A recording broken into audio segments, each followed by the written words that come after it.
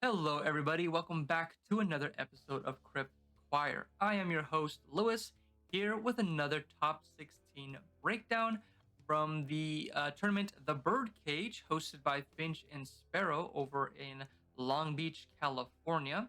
And today we have the metagame breakdown of the event. So, right away, looks like the top three most represented decks was Sisay, TNT, and TNK. TNK, pretty obvious, kind of the go-to four-color good stuff, and then obviously the new contender, TNT, which seems to be the new popular pick now that TNK has sort of fallen off with all the bans that's happened. But surprisingly, in my opinion, seen a lot of Sisay. Now I know Sisay is fairly popular down in the LA region. So I expected to see some Sisay, but I didn't expect to see six Sisay. So going up from the top, we have six entries of Sisay and only two making the top cut. I'm gonna go ahead and guess that one of those top cuts is gonna be Jeremy, who I think is the top Sisay pilot out here in the West Coast. Next, we got six entries for TNT, only two making the top cut. Two Atraxas, both making it to the top cut. That's surprising to see. Two Tameshis, and both of them making it to the top cut. Good to see more Tameshi coming around. That's exciting to see. And of course, seven Blue Farm decks, but only one making it to the top cut. That is interesting. And then we have two Glarvs and only one making it to the top cut. New Froggy Boy coming in hot in the meta. A lot of talk, a lot of buzz about Glarb. I'm not too sure what the deck does, but we'll go over the deck list once we get into it. Two Magdas, only one making it to the top cut. One Master of Keys and then making it to the top cut. Interesting. And one Yeva player and the only one making it to the top cut. I'm gonna go ahead and guess it's gonna be my monocolored homie Rodrigo that's making it, because that's the only person I see playing Yeva. And then we have Thrasios and good boy Yoshimaru, one entry and the only one making it to the top cut. Same thing with Malcolm Timna, okay. And we had two entries of Rogside, none of them making it to the top cut. Very interesting to see. I'm wondering if that's because people are correctly bullying Rogside to get more people to not be playing the toxic deck, because it just has terrible play patterns, I think, for the game right now, where in its current state. So interesting to see that, or if people were just either coping or giving it the proper respect that it has and making sure that they didn't pop off. But I'm assuming one player or two players showing it the correct amount of respect, and then the third player kind of winning because of it. And then we had two Yurikos, and none of them making a top cut. Interesting as well. I feel like this meta is it's poised very well for Yuriko to be able to get in there and get a little bit more wins. So surprising to see that, honestly. We have Talion, a bunch of one-ups. Talion not making it, Marnius Calgar, Rakdos the Muscle, Shorakai, Aranus and Street Urchin, Gris. Surprising to see Gris. Zerda, I know that's, I'm assuming if that's the player that I'm knowing of. That dude's been working on Zerda for a while. Unfortunate to not see him make the top cut. Armix Thrasios. That sounds terrible. Sakashima Timna, very old school. Rog Thras. Interesting to see it doing work over on the other side of California and not so much here. Another Dahada 6 as a commander here. Only one entry. That also sounds terrible. That doesn't sound very good as a commander. One Nala not making it. Only one Kinnan. We have one Clark Sakashima. Good to see someone piling this deck again. I know my boy Nico was rocking this and made a top cut over on one of the Silicon Dynasties. I already forget which one. But yeah, Rocco didn't make it. Obnixilus, no. One Najila not making it. One Tivit and not making it. Oh, I would guess this is going to be my boy Scotty, and unfortunate to see not making it. That sucks. Rafine, okay, yeah, Rafine. Wheeliod, okay. And then Malcolm Tana, probably Bloodpod, and then Niv Peroon, only one entry, no, and then a Tulane. Ooh. In 16th place, we got Matt Fox with TNT. Timna goes to Waterworld. Let's see what we have here. So we got The usual package of dorks here, Mockingbird, and of course, yep, Devoted Druid for the Devoted Druid lines. And then, yeah, we're seeing High Fae Trickster over the Otter, just because, they got more creature combos, so it's better to be having a High Fae Trickster. And then Hazel's Brewmaster from, obviously, we saw this via win condition over at the Boil fairly recently, sometime a month or two ago, month now, depending on when this video comes out.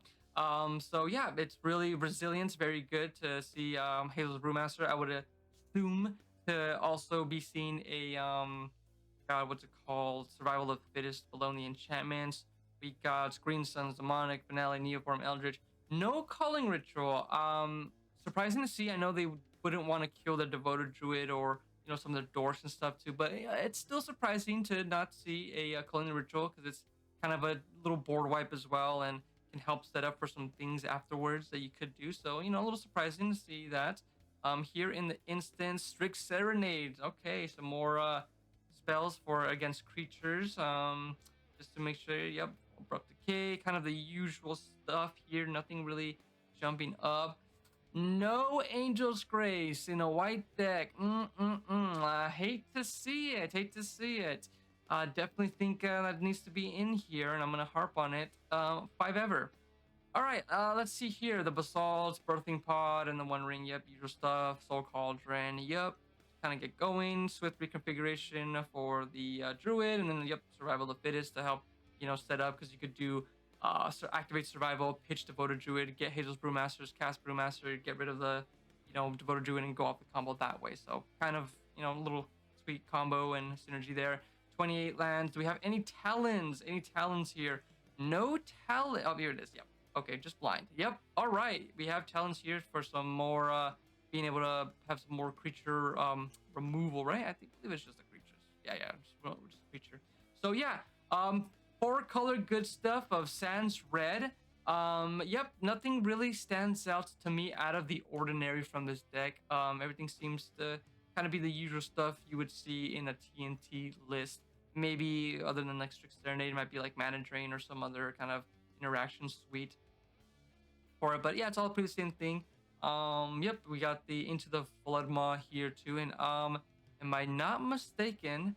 I am not seeing Rift. Yeah, it looks like a lot of people, myself included, I've cut Rift for Floodmaw just because it's cheaper, and most of the time you don't really have the 7 mana to be casting an overload of Rift. So yep, I see a lot of people also cutting Rift for Into the Floodmaw. So it's simple, easy to see that here. Anything out of the ordinary with the rocks to no Arcane Signet? No, it's right there. Felwar. No Felwar. I guess you're relying more on the rocks. So pretty light on the mana rocks and just relying more on the dorks, I see. Yep.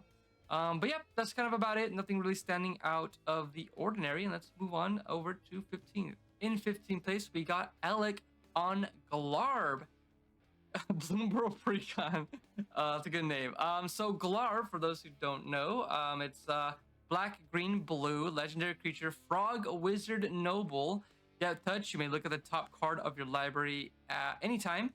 When you may play lands and cast spells with mana value 4 or greater from the top of your library. Tap Glarb to surveil 2. I would assume this to be some kind of top deck manipulation, maybe Doomsday. Setting up with Jace seems to be kind of like a self mill, and winning with Jace or Thassa seems to be just from looking at this here. We got some dorks here, Thassa for the classic line, Flood Caller, High Freight Trickster as well, and a Notion Thief. Kind of a sleeper. I know a lot of people don't want to run it because of the Orcish Bowmaster, but if you can stick a Notion Thief and protect it, it can be pretty nasty right now in this meta where a lot of Ristic Studies and draw engines are kind of, taking over the games and making them very grindy. So being able to just steal draws can be pretty detrimental, especially if you have like 2 players on like, Esper Sentinels, 1 person on a, why am I on the frog drawing cards? You can just start sitting there and just start reaping cards. It can get pretty nuts sometimes. Volatile Storm Drake seems to be the go-to right now to be able to steal stuff or just get rid of things off the board. Siegeborn, obviously, and yep, we have Doomsday here. Bring to Light. Okay, no one left behind. What's this? 5 mana. Spell costs 3 less to cast. If it targets a creature with mana value 3 or less, return a creature card from your graveyard to the battlefield. Oh, okay.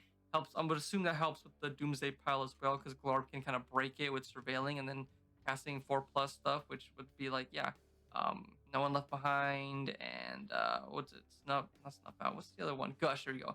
Gush. So yeah, okay. That's pretty cool. Interesting to see Doomsday kind of trying to make a comeback. I personally don't like Doomsday piles. I've been got twice when I've cast Doomsday in opposition agent being able to land even through interaction.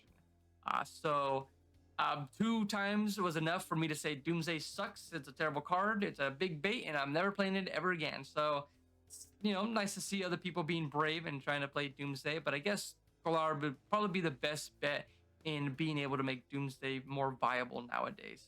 Yeah, we got all the stuff here for it. Consuming Tide. This, I don't recall ever seeing this card. 2 colors, 2 blues, sorcery. Each player chooses a non-land permanent they control. Return all non-land permanents not chosen this way to their owner's hand. Then you draw a card for each opponent who has more cards in their hand than you. Interesting. Wow, there has to be a way to break this. Wow, that's pretty cool. That's a good way to have a board wipe instead of the usual deluge, but I see they're also running deluge. That's pretty interesting. I guess to get out more rocks, or not too sure how Garb is maybe breaking this. I know it's just a good card to play off the top, but yeah, I'm not sure I'm not sure if there's a way this deck really breaks it, or if it's just good synergy with this commander. Going down to the instance, we see the normal stuff. Legolas Quick Reflexes to save Glarb and your other pieces. Let's see here. Noxious Revival also helps too with Doomsday Piles. Drag to the Roots. 2 colors. Black green instant. Delirium. This costs 2 less to cast as long as there are 4 more cards. Yeah, Delirium, whatever. Destroy target non-land permanent. Okay. So just like kind of another abrupt decay, really, except it's not uncounterable. Okay, that's pretty cool. Removal piece too. Yep. If it's on the top of library, it's still 4 costs, and you can cast it for 2 mana. With Growlbout if you have the Delirium. That's pretty cool. Yep, Snuff Out too. A lot of the high cost spells with alternate costs, so they're not too, you can cast them easily off the top of the library because of Glarb. Same thing with Commandeer. Yep, Gush to break piles. Bola Citadel. Yep, pretty cool. Nasty to see Bola Citadel come off the top of the library with Glarb. That's pretty cool. Exploration. Okay, yep. What's this? Counterbalance. Yeah, counterbalance here.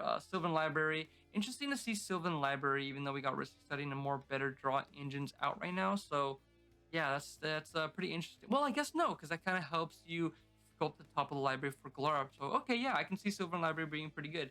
Necropones, interesting. They're playing Necropones. Oh, I guess this also breaks it too, because you're playing stuff on the top, so Necropones is good. Fantastic. Leyline, yep, looks like a lot of people are trying to get into the Leyline business to be able to cast your stuff at instant speed. So we got the Leyline. We have Born Upon a Win. Am I blind? Did I miss a Born Upon a Win? No Born Upon a Win, it looks like. Unless I'm blind, I'm not seeing Born Upon a Win. So we just have the Leyline, Trickster, and Floodcaller. Okay. Looks like they're opting for more kinds of removal, really, over that. So I guess that makes sense, because you can cast High Fate Trickster off the top of your library with Glarb as opposed to, Born Upon a Win, even though it's cheaper. And then 28 lands, and we have the Talon Gates. Do we have Talon Gates? I'm not seeing Talon Gates. No, is this it? No, that's Cavern. No Talon Gates. Okay, so no Talon Gates here. Seems to be a popular land that a lot of decks are running, but not this guy here. So, okay, yeah. Pretty solid looking deck. Interesting to see Glarb. I have yet to see it in action, so probably will look online later on to see some kind of Glarb gameplay, but more excited to see it in person and see what it can do. A lot of scary cards. Looks like Glarb seems to be kind of the linchpin for this deck. So if you just get rid of Glarb, I can't imagine you, the deck being that scary. But I mean, it's still got the classic Dimir stuff that it can do, with the Dazzle lines and stuff. But yeah, okay. Let's move on. In 14th place, we got Joe Rodriguez here on Yoshimaru Thrasios. Now, same thing here where we have Francisco Thrasios, but now we have Yoshi Thrasios, where is it better to be running this instead of Timna? Now you're just giving up black for, I'm assuming just to be able to, Neoform Yoshimaru into Thassa for a win, or a Devoted Druid. I guess that's kind of what you're prioritizing over the Timna or grindier game plan. But let's look at the rest of this deck. We got Tezzeret to look for what assume like Cauldron, Basalt, and what's the other card? Effigy for Devoted Druid. We got Kinnan, Derevi for Derevi lines, Devoted Druid. Yup, Metamorph, Blood Collar. Blood Collar instead of High Fate Trickster. Interesting to see that. Spellseeker. Yup. Wargate, Neoform, same stuff. Crop rotation. Nothing new, nothing sticking out of the ordinary here. Yep, Machine Gods, and then we have Power Artifact. Yep, to make some more infinite mana. And no Telling Gates? Nope, no Telling Gates. Okay. Yeah, that just kind of seems to be the difference between Thrasios and the other decks. Like Thrasios Rog, instead of being a little bit faster, you have Yoshimaru to, I'm assuming you can kind of like cast and start beating face into, but usually I see it as an early way to, or at least have a secure spell to, or creature to cast to be able to just pot into the Devoted Druid, pin in, to be able to go off and do your combos. But everything else is here, this kind of usual thing we would see from kind of a deck like this. Nothing really sticks out to me. But yeah, good job from Joe, and let's continue on. In 13th place, we got Michael Fragso, I believe, in 13th place, but looks like some issue happened and no deck was reported, so fortunately we can't go through it, so we'll continue on. In 12th place, we got Brendan Lieberman here with Buck Oppo. Yeah, Sisei definitely don't like Oppo. So let's look at Sisei. We have the Planeswalker heavy Sisei. Yeah, I don't really play Sisei, and Sisei over here where I usually play here in the Central Valley, going up to NorCal area. It's not very popular, so I don't see it enough. So I'm not too familiar with Sisei and what lists are running now with the bans happening, and what if there's like the no Planeswalker, no bad cards. Sisei is more better than the Planeswalkers. It seems like probably Planeswalker seems to be the go-to now that Dockside isn't around. We got the usual Healy, Nicobolas kind of combo, and Amanatu to be able to blink each other since Nicobolas gains both of these effects to just kind of go infinite. Let's see here. Anything new? We got Basim Ibn Ishaq. Definitely not pronouncing that right. Now, I've personally seen this card in a Sisei list when I went to a small tournament in LA, and this was really hot. Being able to see it go off in this deck was pretty cool. You'll be surprised how many just legendary cards you can have when you're casting, like your Mox Amber's legendary, the One Ring. So I've seen Basim draw quite a few cards and been able to knock off a few damage. So it's pretty cool to see that. I think it's a pretty good card, especially for Sisei, since it is legendary and helps with Sisei. But you still being able to have some kind of draw power and some being able to hit people, and mainly the Adnos players. So it's pretty good. I've been impressed by this card and I do like it. Let's see here. What do we have here? This is Klein Reclusive Painter. Rakdos colors, legendary creature, human elf bard, 1/2. When she enters, when she enters the battlefield, create a treasure token. Okay. Other creatures you control into the battlefield, additional +1/+1 count on them for each mana from a treasure. Okay. Looks like just ETB getting treasures to help being able to activate Sisei. Okay. Yep. That sounds right. Stuff. Yep. Lavinia. Oh, I love seeing Lavinia being cast and then throwing games. I've won more games with other people's Lavinia than I've seen people win with because of their Lavinia. But that's funny.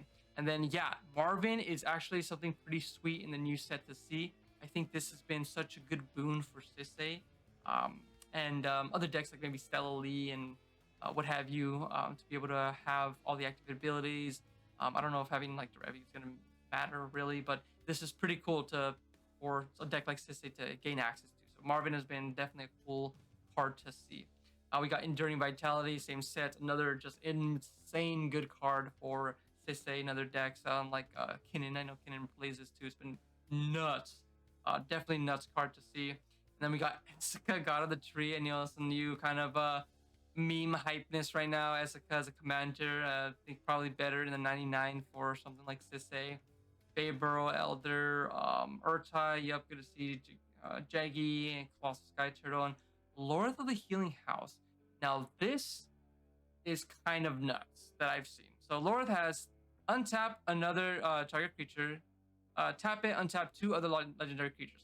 So you have Lorith, you got Marvin, and you got something like Enduring Vitality or Faber Elder or whatever, and you can just kind of start looping and making infinite mana. Well, you have to, it has to be two other legendary permanents, but yeah, with Marvin and Lorith, you can start looping some stuff like if Enduring Vitality, giving like your whatever the legendary mana, you can just make infinite mana there. Now I know it's a little clunky with Laura and Marvin, and like maybe like Enduring Vitality and another thing. It's a little clunk, but it can kind of just sneak up out of nowhere and can get pretty nasty. So it's a pretty cool combo just to have there for the chance to be able to do something like that. So it's pretty cool. I don't think you're really losing a lot of spots to put in. And these are just cards that kind of overlap and things you want to be running anyways. I guess other than Lorith. So Lorith might be the only card you can slot up or something else. But I think it's pretty cool having it. Especially with like if you're going through the lines with like Sissa, you can like just set it up that way. So it's pretty cool. Fellow Guardian, yup, Urtai, sorceries, just the demonic tutor, no other sorceries. Okay, they want to be more instant speed. No other sorceries are good enough for this list. Just the demonic tutor. No Imperial Seal, no nothing. Just D-tutor. Instance, we got Legolas to protect your Sisse, and other good stuff. Same thing. No Angel's Grace. Not good, not good. Artifacts, the usual relics, Soul Cauldron, Chromatic, Ori, Soul Ring, yep.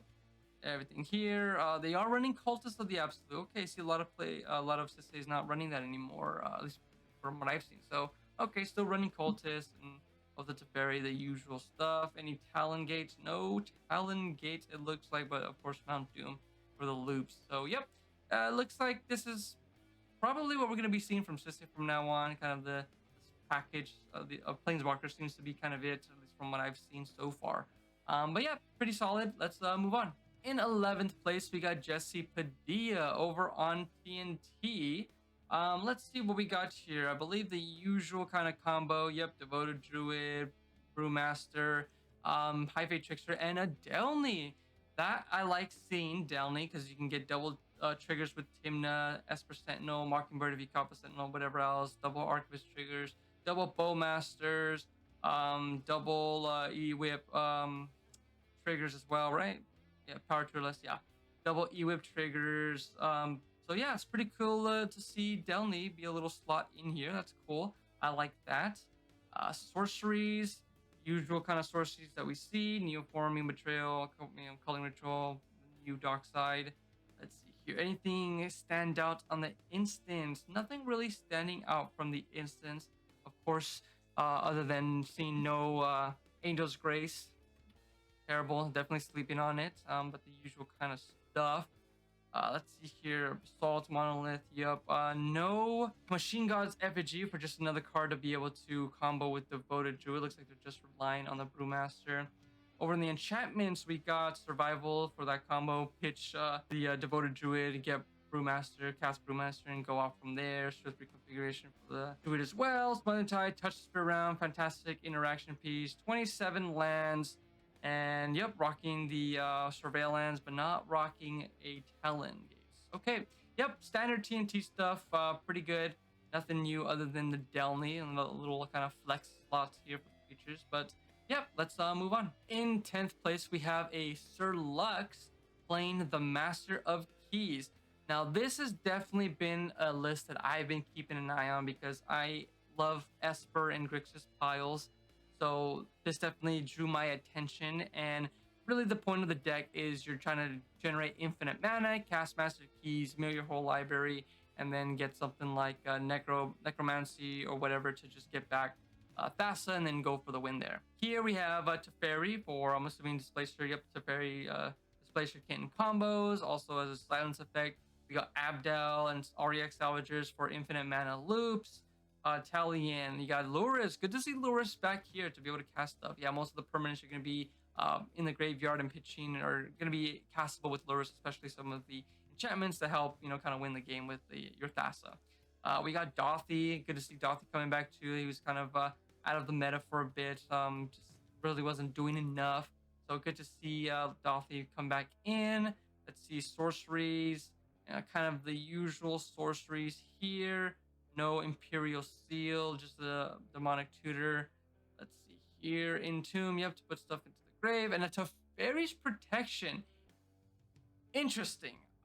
Is it really just to protect your board?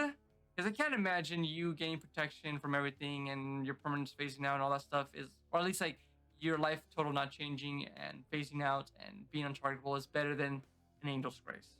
So I'm interested to see and hear why Ferris Protection. Now I know just protect some of your stuff going for the win, sure, but yeah, I don't know. I'm not too convinced that Teferi's Protection is better here over Angel's Grace. So feel free to comment below if there's something I'm not seeing with this deck that this is better.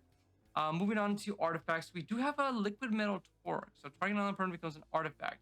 I'm wondering why something needs to be an artifact here. Anything here? Ripples? No, I don't see why anything would need to be an artifact that I can see. Now, I'm interested in that. Okay, is it because you have something that steals, not steal artifact? Interesting to see Liquid Metal Torque. I wonder what that's for. But looking at the enchantments, we have Static Prison. I'm not a big fan of Static Prison, honestly. Just play Bounce Spell or Swords or something to get rid of whatever it is you want. I would assume it's a lot better within Master of Keys because you kind of keep recurring it with it. And then we got Animate Dead, another combo piece. Chthonian Nightmare helped out. Necroponcy, Amphibian Downpour. That's cool to see that you can kind of get it from the graveyard with Flash and be able to kind of like mess up the board. That's cool to see. Steel enchantments, and then Ripples of Undeath. Newish card, colorless black enchantment. At the beginning of your pre-combat main phase, mill 3 cards, then you may pay 1 and 3 life. If you do, put a card from among those cards into your hand. I can imagine you're mainly just using that to mill your library and maybe paying 1 to get something back to your hand. But yeah, I can see that being pretty good. Yep, pretty solid enchantments to be synergizing with it. Now, my only, well, I guess let me go down to the lands real quick. What do we have here? Shipwreck Marsh. Wonder why it's running that. Okay, Meticulous. Both Surveil lands. Yeah, it makes sense, guys, because you're trying to get a bunch of mill. But I'm surprised on the Shipwreck Marsh. Why playing that over the MDFC dual lands? But interesting card. Yeah, okay. Yeah, nothing standing out on the lands. No Talon Gates. But going back to what I was talking about with the enchantments, I think there's got to be an enchantment that's going to come out at some point that's going to break Master of Keys or just make them so much more better. I think maybe having like a Zurin Orb or Claws of Gix kind of enchantment would be something I think this deck would love to have, to be able to kind of keep feeding your graveyard. I guess you could maybe put in something like Grinding Station to help out, but I'm not sure what Esper really has to really feed the graveyard as much other than like Brain Freeze or something. Because yeah, I'm not sure. Maybe if Brain Freeze would be good enough to help feed it. Are they running Brain Freeze? That's something that I missed. No, it doesn't look like any Brain Freeze. So I'm wondering if like an enchantment with like a Zurin Orb or Claws of Gix kind of effect would help out Master of Keys, make it a little bit more better to be able to mill your library enough and being able to cast the stuff that you need to cast. So that's definitely something that would be cool to see. I would think. I don't know. Maybe some of the Master of Keys players down below can let me know if that's something that they would love to see for the deck to be printed. But let's move on. In 9th place, we got Jeremy on Sisse, who I was talking about earlier. Surprise only in 9th place. Something must have gone wrong. Not see him in the final pod. But let's see what we got here. So the difference between his deck and the other one was definitely the Ashiok and Oko. Interesting to see Oko and Ashiok. I've seen Ashiok do its thing. Oko can be a little bit oppressive with certain, getting rid of stuff. But I don't know if they're worth playing right now with how slow it is. But maybe down there in LA, it's a little bit slow enough that these cards are just doing hot stuff. But yeah, let's going down. Normal kind of Dorks, except with the double Hierarch, which I think it's really good for to be running these double Hierarchs. Let's see here. Colossal Sky, Turtle, Spell Sky, Vitality. Yep, kind of same thing, except we have a Sakashima. Okay, Sakashima, pretty good. And then Chainer. Chainer's really good. So for those who don't know, Chainer is Whenever a non-token creature enters the battlefield under your control, if you didn't cast it from your hand, it gains haste until your end of turn. I've seen many people make the mistake that it only works when you're casting stuff out of the graveyard because Chainer's usually something for the graveyard deck as per the first ability. But that's in general. Like, it's going to have haste if it entered and it wasn't cast. So if you blink it, it's got haste now, essentially. It's just say putting the creatures onto the battlefield, they got haste now. So you can start tapping them, activating them, or doing whatever you need to do. If you have like a Enduring Vitality and get some other creature, it starts tapping mana right away. So pretty cool to see Chainer. Also just another legendary creature too. I'm assuming it can establish some really good combos and enable stuff on if you have like Enduring Vitality on. So that's pretty cool to see, especially like Jaggy. You get Jaggy out and then Chainer, or have Chainer out, you can right away tap it. So that's pretty good too. And then excuse me. And then of course Sakashima being able to kind of keep being whatever you need it to be. So cool to see that. Sorceries. This Jeremy's running Green Sun Zenith as an additional sorcery piece other than Demonic Tutor. What green stuff do we have? We have the Derevi, Enduring Vitality, Esika, Savala, Jaggy. Yep, good targets. Yep, good targets for running Green Sun. I like it. And then also shuffles back into the deck to reuse it later. Pretty good. Instance, Legolas Quick Reflexes. Yep, same kind of thing. Strict Serenade. Yep, good stuff. No Angel's Grace, unfortunately. Artifacts, same kind of stuff. A little bit more lighter than usual. Enchantments. Yep, same thing. Touch, Cultist, Smothering, Ultra Teferi. Yep, same kind of stuff. And then 30 lands. Okay, running a little bit more heavy lands just to ensure we're getting those mana sources for Sisei. Don't want to miss a land drop. Okay, sounds pretty good. Pretty big fan of Jeremy's list. I like it. Very solid. Pretty good. Includes like Chainer and Sakashima. I like that. Not sold really on Ashiok and Oko 100%, but the rest of the deck I do like, and it looks pretty good. So let's move on to the next one. In 8th place, we got Rodrigo on Yeva, his Yeva hard mode deck. Oh, Rodrigo, you're a crazy boy. Rodrigo's been playing Yeva for probably 5 ever now, and probably the only person consistently doing very well and topping with monocolored decks. I guess maybe not so now with Magda coming around, but definitely with mono green. And he definitely pilots his deck to such a degree that you just think his mono green is not going to do anything, and then you are in a pot with him and he's popping up doing stuff, and you just start to, he'll put the fear of God in you with Yeva flashing in, doing some crazy stuff that you didn't think mono green could do. I've been on the receiving end of his list a couple of times, and it's even though I've been kind of getting beat up by it, it's been spectacular to see, even in like some pub games during like LobbyCon and other bigger tournaments. So unfortunately, really sucks to see he hasn't been able to really convert this into a really, really big tournament. As far as I recall, maybe in Silicon Dynasty he did good. Don't remember. But like Boyle or Top Deck Open or something like that. I would really love to see him have various a little bit more insight and just kind of get there, or some other newer cards come out. Like I know 6 is pretty good. I'm wondering to see if 6 is in this deck and has done anything. So I'm not going to go through a lot of stuff because I am definitely not proficient enough, but we got a lot of cards that are definitely going to be wild to some people. We got Insidious Fungus, 2 mana, sack it, story artifact, story enchantment, draw a card, and then put land card free hand to the battlefield for some ramp. We got Fanatic Aronis to be able to cast a lot of get a lot of mana going. Duskwatch, for some stacks. Scrib Ranger. Let's see what else we got. Circle of Dreams Druid. New Wish Eladomri to start getting some stuff, cheating more stuff into play with like pseudo flash. We got Fierce Empath. I don't know what this does. There's so many cards in here that I'm just like, what are these cards? You're definitely not going to see them, and then he plays them and just abuses them to the nth degree. It's pretty crazy to see. The only card I'm not a big fan of that he runs is going to be the Heartwood Storyteller, which is whenever a player casts a non-creature spell, each of that player's opponents may draw a card. Now, I've had another player who's played this, or something similar to this, and I've had a Bowmaster, and I've been able to wipe the board and abuse the hell out of it. And I know, as mono green, you're fiending to get some card draw, but man, and when you're monocolored green against 4-color, 3-color plus good stuff, I can't imagine you're not going to get outclassed and finessed more so than you could as mono green player. So this is the only card I'm not a big fan of that he runs, but he makes it work, and it's kind of the only card draw mono green has, unfortunately. That's pretty good. But it can make games pretty crazy and bog them up and, oh god, make them very difficult to maneuver. So, but yeah, all the other good stuff. So let's continue on.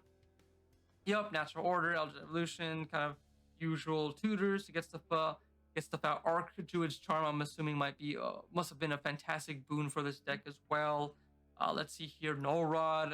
Yeah, playing like almost no artifact. Ram, so no rod's really good, especially with the oof. We got Thorn of Amethyst as well because you can have so much mana you can just pay right through it. Agus the Soul Cauldron to enable some combos, and then the usual Utopia Sprawl, Earthcraft combo, and Survival of the Fittest, and then the 26 lands with the Talon Gates. All right, to be able to definitely get rid of the Oppo, which would hurt this deck pretty bad since you have so many tutors, and that's kind of really the only card draw Mono Green has going for it. Geez, even like, yeah, gotta be running stuff like Mikokoro. It's rough out here for a Mono Green player, but yeah, Rodrigo, keeping at it, sticking with it, with the Yeva, still doing good locally. So hope to see him. Some more cards come out to help on Mono Green, and he can convert to something good. So more people can see how crazy he is on this deck.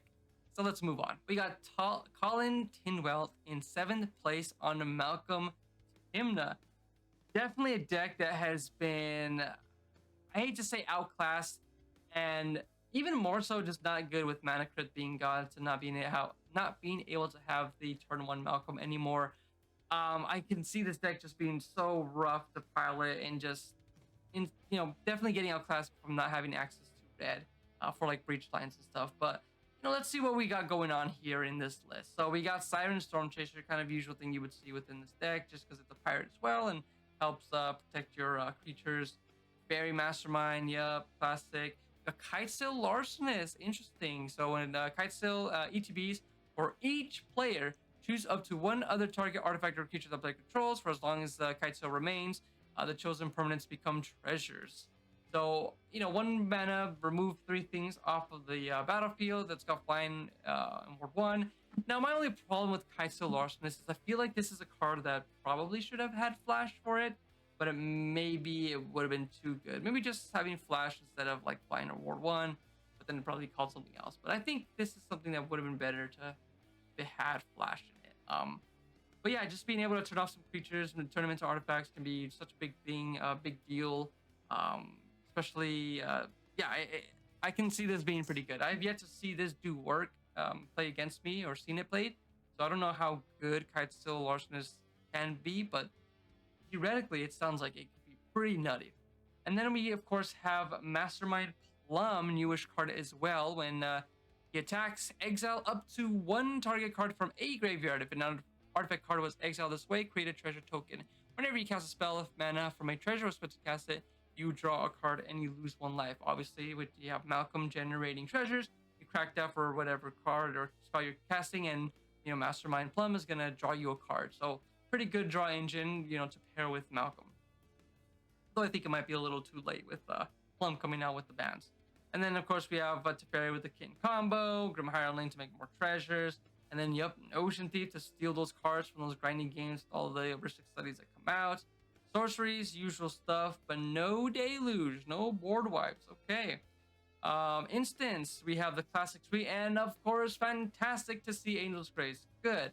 We have a elite gamer here, knowing the strength of Angel's Grace, which is fantastic. And March's Swirling Wisp here taking the spot of board wipe for this player here over the Toxic Deluge, and of course the Cyclonic Rift as well, taking the spots for mass removal here. I guess Elsnare, Strict Serenade, a lot more interaction and narrow interaction, just because kind of the deck, you being able to draw a lot of cards with the Timna, and just kind of being able to stop wins and to be able to send your own wins. Then we got here, usual, Gravedigger's Cage, since it doesn't really stop you. Conqueror's Flail, something newish I don't see a lot in the Malcolm Timna back in the day. So seeing Conqueror's Flail just be another silence effect. Then we got Enchantments, Mystic, Paladin class. Paladin class is kind of a sleeper. I run this a lot when I was playing Mono White, and it's been fantastic, especially when you get to the grinding games when you have to go on a beatdown plan. But I think it's kind of a sleeper. Definitely other better cards to be running. I can definitely see this being like the 100th card you're cutting. But yeah, I think it can be pretty good, especially to buff up your attackers so they're better, so you can get through them. Because so many times you've got your 2/2 and there's like a 2/3 or something, so it's harder to get through. And this can definitely help push through to get those creatures to attack and hit players to be able to draw with Timna and trigger with Malcolm. Line of beating is kind of usual stack speed. We see nowhere to run. New card. 1 mana black enchantment flash. When an ETB's target creature opponent controls get -3/-3 until end of turn, and creatures your opponents control can be the target of spells and abilities as though they didn't have hexproof. Ward abilities of those creatures don't work. Interesting to see this card. I can only imagine the only problem that you're running into, that you want to run in, that you want to play this, is going to be like Tivit. So maybe in the local meta, there's a lot of Tivit players. So the only one that really comes to mind is Scotty from the area. So interesting to see nowhere. It might be just super narrow tech for Scotty. But yeah, and then Ristic Study Smelling Tide. And then we have Talent Gates in here. We don't have Talent Gates in here. Looks like okay, but yeah, we have Nganjo. So definitely a card I haven't seen much anymore now. But definitely you can see him being ran in these 3-colored decks. Another land for removal. Though I'm surprised Ganjo is prioritized over Talent Gates. I'm assuming just for the colors you want to be running this over Talent Gates, but Talent Gates kind of phases out any creature regardless of conditions if they're attacking or blocking. So maybe Talent Gates might be better, but I would assume they're prioritizing the colors over that. But yep, that's gonna be this list here. Pretty solid Timna Malcolm list. Don't know how powerful it is now with the bans, but powerful enough to get to the top 16 with it. So let's move on. In 6th place, we got Brandon here with his Tameshi deck, History of the Moon. Now, I'm not too familiar with Tameshi. The lines are fairly complicated, but as far as I know, you're just looping your artifacts, bouncing stuff, and just kind of accruing value and generating, I believe, like infinite mana to start doing stuff, is what I believe. But yeah, we got Teferi, Kitten combos, Tezzeret to get out some combo pieces, Transmute Artifact, Reshape to get out more artifacts to start looping some stuff, instant speed stuff. We have the usual suite except for Alchemist Retrieval, some more bounce, Trick Bind. This definitely can hurt people. Now this is something I got with it recently at a local. So some people don't remember or just think Trick Bind, oh, just counter target, activate ability, trigger ability. Sure. However, there's additional stuff to it, where counter target activated or triggered ability. If a permanent's ability is countered this way, activated abilities of that permanent can't be played this turn.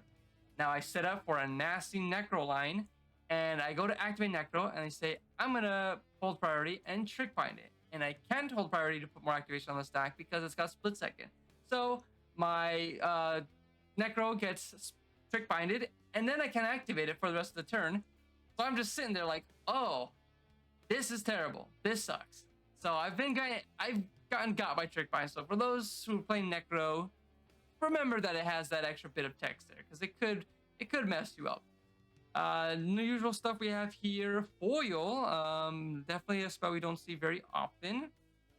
And then Lotus Bloom to get with the Transmute Artifact and the other stuff. Just get some more free mana onto the battlefield. Yep, and then we have all these enchantments. Artificer's Intuition, some good stuff. Mirror Maid, Copy Enchantments, Amphibian Downpour, seeing a lot more of this. Steel Enchantment, Mind Over Matter, which make infinite mana, and Charitable Levy. Now, this is a card I'm not a big fan of. I'm not sold on it. I haven't seen this card really get abused that much. It's a Thorn of Amethyst that's around for just a little bit. And then whenever a player casts a non-creature spell, you put a counter on it, and then if it has to do more, you sacrifice it, draw a card, and then search the library for a Plains card and put it to the battlefield so you can get a dual land out there. However, I've definitely been in games where someone's played a Charitable Levy and then no one's cast anything or has cast any non-creature spells. They just start casting other creature spells, and then the person who casts a Charitable Levy is the only one taxing himself to be able to crack it to get the draw because no one else is going to do it. So in my experience, I haven't seen Charitable Levy do what it wants to do to its full effect. And then coming down to the lands, we got Fomori's Vault. Yep. Here, let's see. No, yep. Talon Gates here. Meticulous to get some surveil going on to put some of the stuff into the graveyard for Tameshi. Treasure Vault. Yep. So yeah, I don't yeah, not too familiar with this deck. I haven't seen a lot of people played against it. Most of the Tameshi players, I've really haven't been playing a lot of games with them. I think I've only played against Tameshi twice, and I haven't really seen it pop off and do its thing. Well, because mainly because every time I play, I'm like on rock side, so games are kind of ending before they can even do anything. So yeah, really haven't seen it. So it's cool to see this Tameshi getting up there. So it's definitely seems to be a deck that could possibly contend and do some good stuff. So yeah, pretty cool to see. Let's move on. In fifth place, we got Samuel on Atraxa with his Atraxulation Multiplicitans deck. Nice. So I am surprised to really be seeing Atraxa because I feel like it definitely got hit hard with JLo and Mana Crypt being gone. I would assume they're going to be running a lot more dorks and maybe rocks to help compensate for it. But yeah, I am surprised to see Atraxa. So we got the usual stuff. We got Displacer to Fairy combo. We got Razzacat to be a piece there. The usual kind of suite of creatures here. Usual sorceries. Let's see here. Instance, kind of the same thing. No Angel's Grace. Terrible to see. Chromox. Yep, same thing with copy artifact. Okay. And yep, I guess copy artifact to copy someone else's, kind of soul ring and whatever else. One ring. Interesting to see copy artifact, not copy enchantment. So I wonder really what's the thought process between steal enchantment, copy artifact, or copy enchantment, so that people make specifically in the local metas when they're putting in something for this slot. And then here in the lands, we got the Talon Gates and just the, good stuff colors. Not a lot of colorless sources, just because you gotta get those colors for Atraxa. But yep, just Atraxa doing its usual things, hitting there, blinking with Displacer King, and not really going the normal route of a bunch of copy effects just because Dox is not around, so you really don't want to be playing any of the clones. But yeah, just Displacer, blink, Atraxa, draw a bunch of cards, and just slowly bury your opponents in value. We got Matthew Tamura here in fourth place with Magda. Good to see more Magda players going. We got this one's running Luca. Okay, pretty cool to see.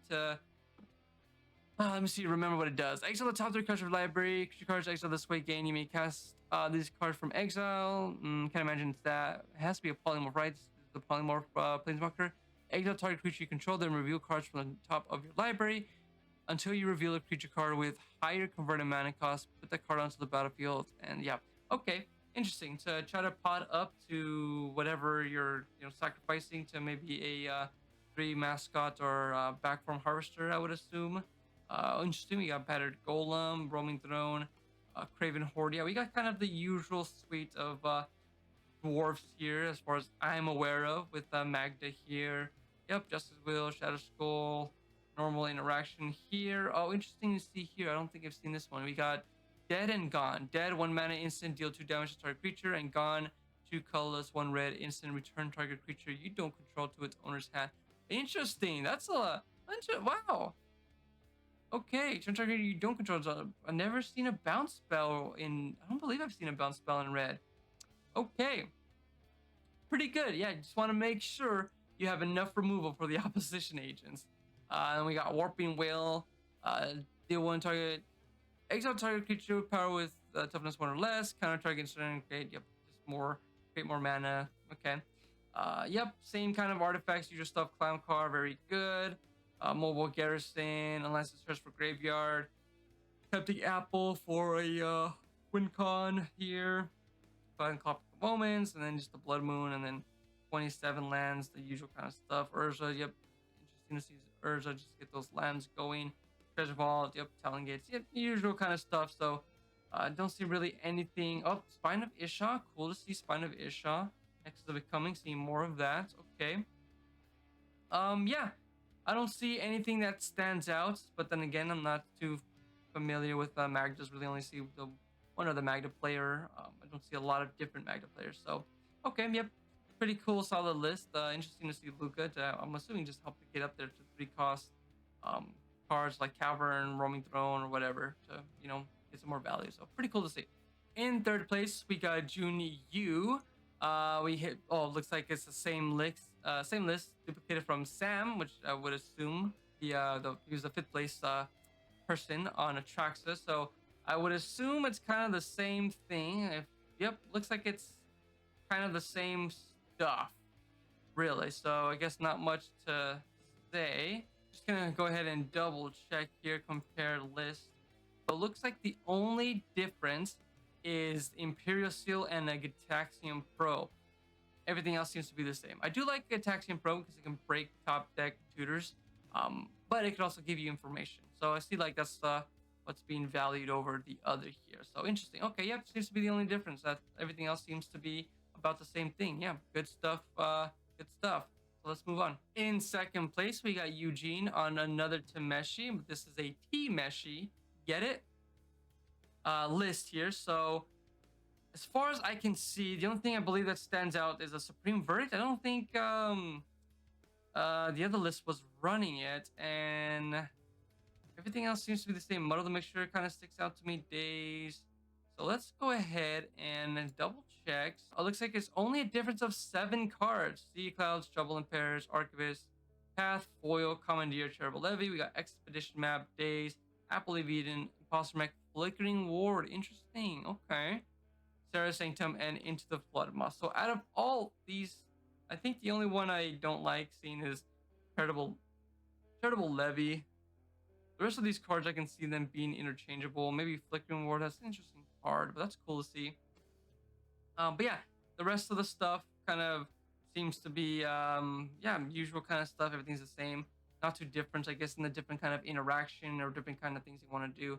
Looks like this one here has more interaction with Pathex, Foil, Commandeer, Charitable Levy for like minor stacks and a little bit some draw with Archivist and Trouble, other than Blood, copy some stuff, which usually is like Bowmaster, Interaction here, and Expedition for some more um, getting those lands, which I'm assuming would be something like Sarah's Sanctum. Make sure you get that land piece. So, okay, yeah, not too different from it. Like I said, same thing. Thoughts haven't really been changed. I have the same, thoughts about it. Tameshi, cool to see it topping here. Now in first place, we got Christopher Partin, I believe. Yeah, Partin in Blue Farm, winning the whole event. His list here, which let's see how different it is, because I wouldn't say I'm surprised that Blue Farm won an event, because it's still 4-color good stuff, but I am surprised because it's kind of getting, a lot of outclassed, I would say, by TNT, Rog Thras, and, other Rog X decks or Thrasios X decks. So that's interesting to see what he's got going on. So this definitely looks like some old school Blue Farm with Bergie and Grim Hireling. No professional face breaker, so that's surprising to see. Everything else seems to kind of be the usual Blue Farm package that we've come to know, other than these two. Let's see, down here, the sorceries. Yeah, definitely back in time. Peer into the Abyss. Wow. I'm wondering if they're also on Ad Nauseum with Peer into the Abyss. And then Besiege the Mirror as well. Okay. Let's see. Instance, we got Culling the Weak, which is not usually seen in a Blue Farm since you don't have a lot of creatures you want to sacrifice for it. Let's see here. We got Into the Floodmaw. We don't have Cyclonic Rifts. It looks like they've taken it out for Into the Floodmaw. Artifacts, usual package here, except opting with the Rakdos Signet and the Azoria Signet. It looks like Rakdos over the Dimir Signet. I definitely prefer the Dimir Signet over it. That seems to be the kind of stuff. No One Ring. And then enchantments, we got the usual stuff: Necropotence, Necrodominance, and Smiling Tide. But yeah, they are running Ad Nauseum. Okay. Interesting. They're running Ad Naus, they're running Peer, and they're running both Necros. They won the event, and then 28 lands. No Talon Gates, and no Angel's Race. But wow, this is kind of wild for me, in my opinion, to see double Necro, Ad Naus, and Peer into the Abyss. Obviously, there's something here I'm not seeing. There's definitely some lines I'm not thinking of, because I can't see this winning. But then again, back in Cowtown, Enchantment Tribal Blue Farm won, so maybe just this color combo is just that good that you can kind of run a lot of wild stuff and still do good, as long as you're piling it correctly and, variance is on your side.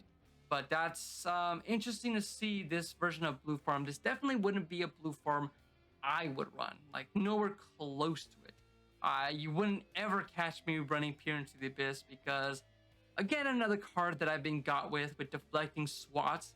It's happened only once, and once was enough for me to say this card sucks, and I don't like it. And then one other time with, I think I died to it when I went ad nauseam and then Peer into the Abyss early on when I was trying out Blue Farm. So I think those were the 2 times where I'm like, nope, this card sucks, never playing it, it's garbage, fuck it. So, okay, yeah, congratulations to Christopher for taking down the tournament with this list. That's a little surprising for me, so I don't know if he ever sees this video, but I would love to, in the comments below, to see some explanation for double Necro, Adnaz, and Peer the Abyss, and Besiege with the Grim Hireling. I definitely would like to see some explanation for that for sure, because this is pretty wild. But yep, that's gonna be it for today with the Birdcage. Now, also for any other local players that kind of came to this event, I would love to hear your thoughts for it, because I wanted to attend this tournament but had an issue where, like, I would assume most people, they're gonna see this event on Top Deck, register for it, and then pay for the event when they get to the store. However, they had an additional link where you can go to their store and buy the ticket directly, which is not something I'm really used to. So then, day before comes, I'm registering, uploading my deck list, whatever. And then I have some friends who are like, hey, I can't go to the event because it's sold out. And I'm like, what are you talking about sold out? There's like 10 seats left on Top Deck. What are you talking about? I'm like, well, on the store, it's sold out. So I go to the store page and I see sold out. So I'm like, oh, that's weird. Okay, let me call the store. So I call the store. I'm like, hey, what's going on? I see you guys have a Top Deck link to register. There's spots open, but then you have this other link for your store to buy tickets, and that's sold out.